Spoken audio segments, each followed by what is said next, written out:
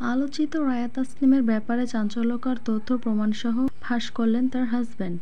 তিনি বললেন, এপ্রিল মাসে তার সাথে কোনো রকম মারামারি হয়নি। কথা কাটাকাটির জেরে রায়া তাসনিম পড়ে যায়। খাটের সাথে পা আটকে ড্রেসিং টেবিলের বাড়ি লেগে মাথা এবং মুখ কেটে যায়। রায়া তাসনিমের হাজব্যান্ড রনি বলেন, পুরো রোজার মাস তার এক্স হাজব্যান্ডকে নিয়ে ঘোরাঘুরি শপিং করেছেন। ইভেন অনেকদিন তার বাসায় ইফতারি করেছেন। তার বাসায় যায় দুপুর 3টা, বের হয় রাত 11টায়। আমি যখন জানতে পারলাম তার আগের হাজব্যান্ডের সাথে সে এখনো কন্ট্যাক্ট রাখে, তাই আমি তার পিছনে লোক রাখিয়ে রেখেছি। এভাবে আমি সব তথ্য জানতে পারি। এগুলো আমি কোনোভাবে মানতে পারছিলাম না। একদিন সে বিকেলে বের হয় এবং বাসায় আসে রাতে। ওদিন আমি তাকে বাসায় গিয়ে হাতে নাতে ধরেছি। সে বলে ডাক্তারের কাছে গিয়েছিলাম কিন্তু প্রেসক্রিপশন নেই তার কাছে। এরপর আমি বাসা থেকে বের হয়ে যাই। আমরা ভালোবেসে বিয়ে করেছি, আমাদের একটা ছেলেও আছে।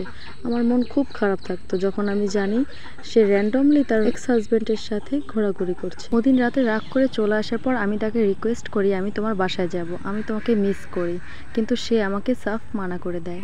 আমার সংসার, আমার বউ, আমার সন্তান, আর আমি ওখানে যাব না, সে আমাকে আসতে মানা করে দেয়। সেদিন আমি খুব কষ্ট পাই, আমি এগুলো মানতে পারছিলাম না। এরপর আমি পুরো মাস অপেক্ষা করি সে কবে নিজে থেকে তার বাসায় আমাকে ডাকবে তার জন্য।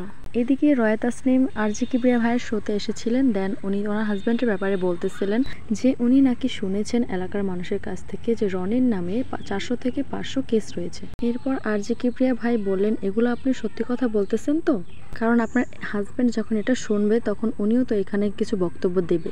এরপর রায়া তাসনিম রেগে গেলেন আর বললেন, আমি এসব আর কন্টিনিউ করব না, কারণ আমি ভিকটিম, আমার গাল কাটা হয়েছে। এরপরও যদি আপনারা ঠিক আমি যেখানে এসেছি সেখানেই আমার হাজব্যান্ডকে এনে আপনারা জিজ্ঞাসাবাদ করবেন, সে বক্তব্য দিবে, তাহলে আমি আর এখানে কন্টিনিউ করব না।